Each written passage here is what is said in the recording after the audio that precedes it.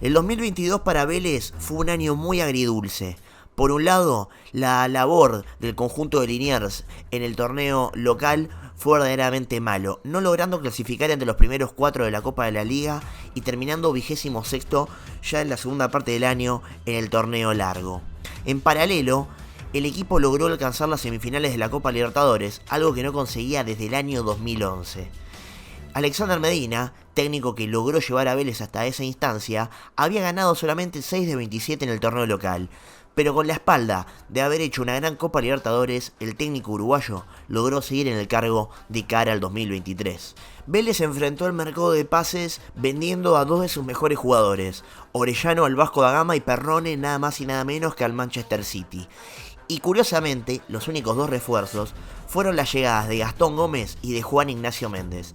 Vélez prácticamente mantuvo el mismo plantel que no había tenido un buen desempeño en el fútbol argentino y encima lo reforzó con muchos chicos de las inferiores y otros jugadores que volvían de sus préstamos.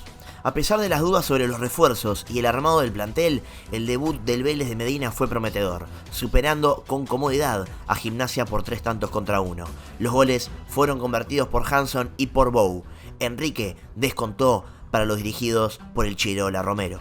Una semana después el Fortín caería en su visita a Rosario. El Newell's de Heinze se impuso por la mínima gracias al gol de Juan Esforza. Tras empatar sin goles en Liniers ante Independiente, los dirigidos por Medina viajaron a Tucumán.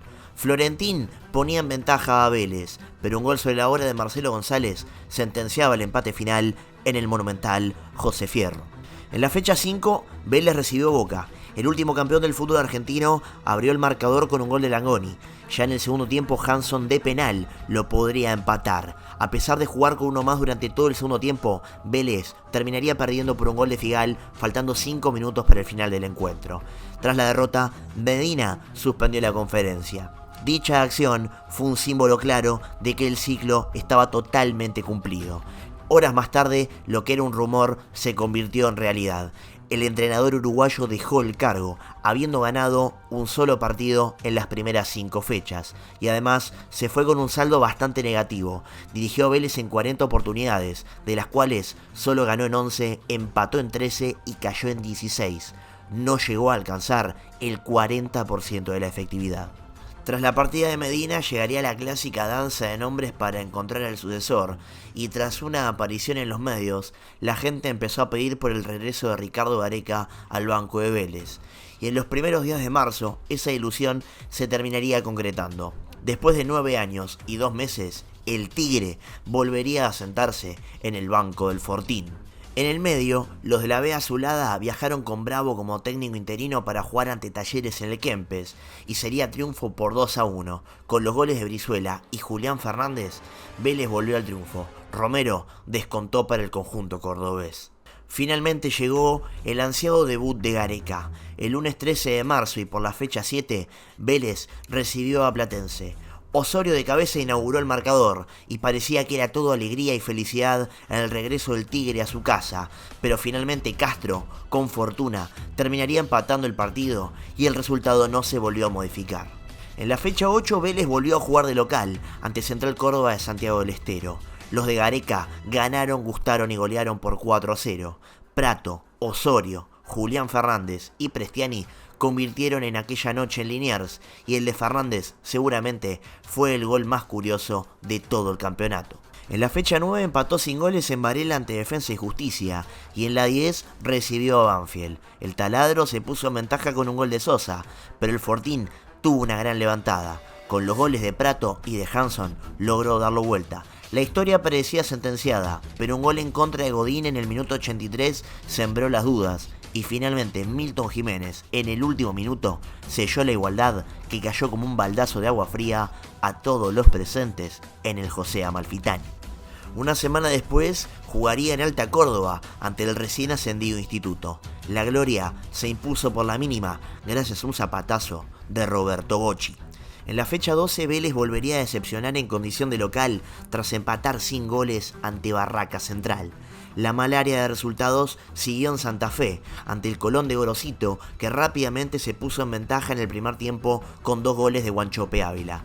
Prestiani descontó sobre el final, pero no hubo tiempo para más, y los de Gareca cayeron en su visita al cementerio de los elefantes. En la fecha 14, Vélez volvió a empatar sin goles de local, esta vez ante San Lorenzo, y una semana más tarde el derrotero seguiría en condición de visitante. En La Plata, un doblete de Gastón Benedetti le dio el triunfo al León ante un equipo de Gareca que no daba respuestas. En la fecha 16, otra vez empató 0-0 de local, ahora ante Rosario Central, y el partido de la fecha 17 tuvo que ser suspendido por una noticia que sacudiría al mundo Vélez. Hernán Manrique, ayudante de la reserva, sufrió una descompensación en plena charla técnica y falleció de manera inesperada.